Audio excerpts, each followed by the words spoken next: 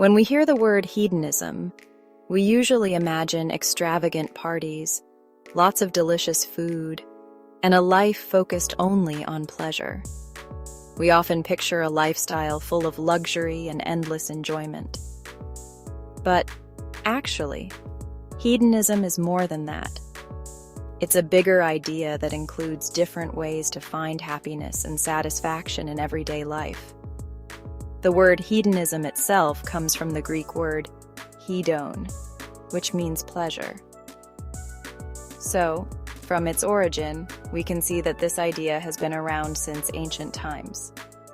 So, basically, hedonism is the idea that pleasure is the main goal of life. Sounds simple, right? But behind that simplicity, there are many layers of meaning that we can explore.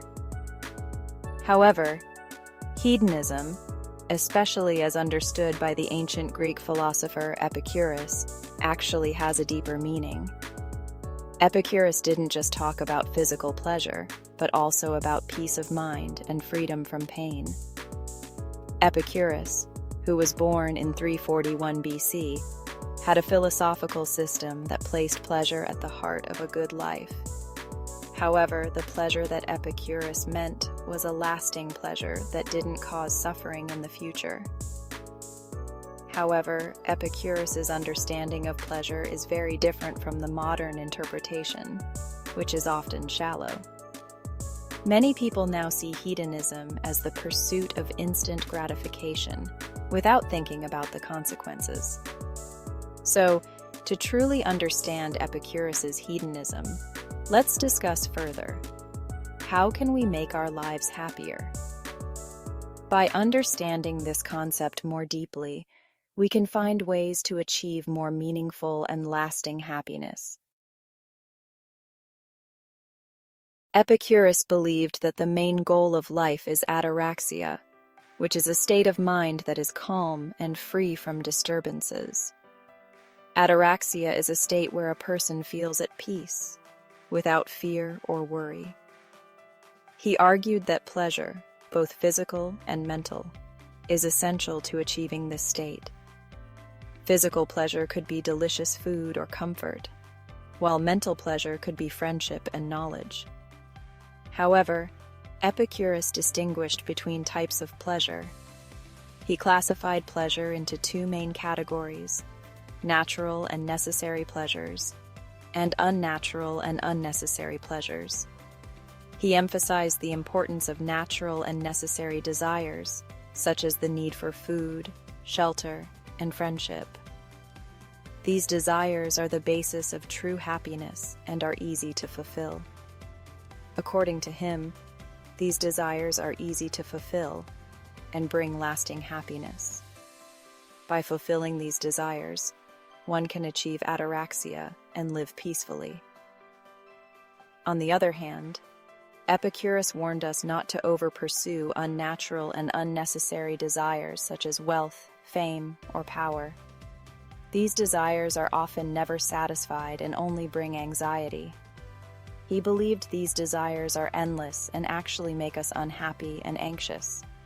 By avoiding excessive desires, we can live a calmer and happier life. Modern-day hedonism is often misinterpreted as the fulfillment of momentary desires and the pursuit of temporary pleasure. This misguided view emphasizes possessions, excessive consumption, and constant excitement, often sacrificing long-term happiness.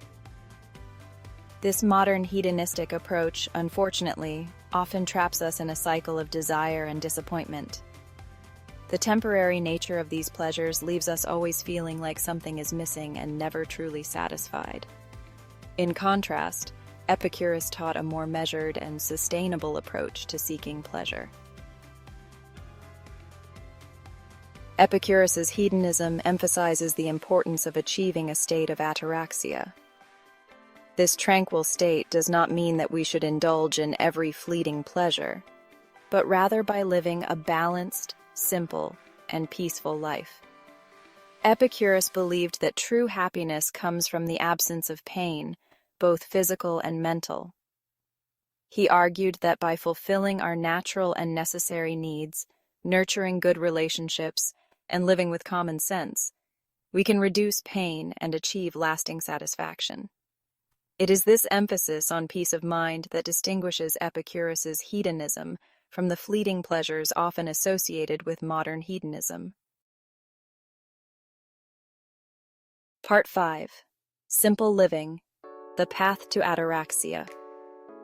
Epicurus advocated for a simple life, free from the anxieties and complexities that arise from chasing wealth and status. He believed that by simplifying our lives and focusing on what truly matters, we can achieve deep satisfaction. This simplicity encompasses our possessions, social interactions, and even our own desires. By controlling our desires and appreciating the simple pleasures in life, according to Epicurus, we can achieve a peace and contentment that will never be found by those who constantly chase after more. Part 6. Finding Fulfillment, Beyond Material Pleasures. Epicurus's hedonism reminds us that true happiness does not lie in the accumulation of possessions or the pursuit of fleeting pleasures. Instead, it emphasizes the importance of cultivating inner peace, nurturing meaningful relationships, and living in accordance with our values. By focusing on what truly matters, our well-being, our connections with others, and the pursuit of knowledge and self-understanding, we can create a life rich in meaning and fulfillment. Part 7. Cultivating Inner Peace, Reason and Virtue. Epicurus believed that reason and virtue are essential for achieving ataraxia, a state of mind that is calm and free from disturbances. He argued that by living with reason, we can make good decisions, avoid unnecessary suffering, and cultivate inner peace. Reason helps us see situations clearly and act wisely. Virtue, for Epicurus, did not mean living by rigid moral rules, but living in a way that is good for ourselves and others. Virtue includes actions that bring goodness and happiness. By developing virtues such as wisdom, justice, and friendship, we create a more harmonious and happy life for ourselves and those around us.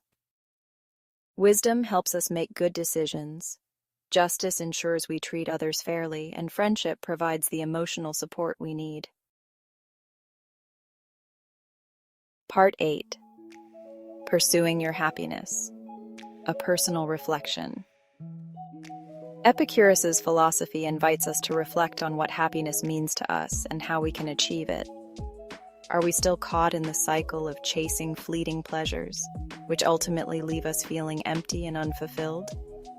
Or are we striving to build a life that is meaningful, purposeful, and filled with inner peace? By examining our values, priorities, and the choices we make every day, we can begin to align our lives with what truly matters and move closer to the state of ataraxia championed by Epicurus. Chapter 9. Conclusion. The Enduring Wisdom of Epicurus. Epicurus's hedonism, although often misunderstood, offers a timeless and valuable guide to living a fulfilling life. By shifting our focus from temporary pleasures to lasting satisfaction, cultivating inner peace, and living in accordance with reason and virtue, we can create a life rich in meaning and true happiness. Epicurus's wisdom reminds us that pursuing pleasure does not mean indulging every desire, but rather making choices that lead to a balanced, tranquil, and fulfilling life. Hedonism teaches that pursuing pleasure and avoiding pain is the key to happiness. True happiness often lies in simplicity and self-control. By balancing our desires, we can achieve a more meaningful life. Wisdom and virtue are the keys to lasting happiness. The philosophy of Epicurus offers timeless guidance. His teachings remind us to seek happiness in simple pleasures and meaningful relationships.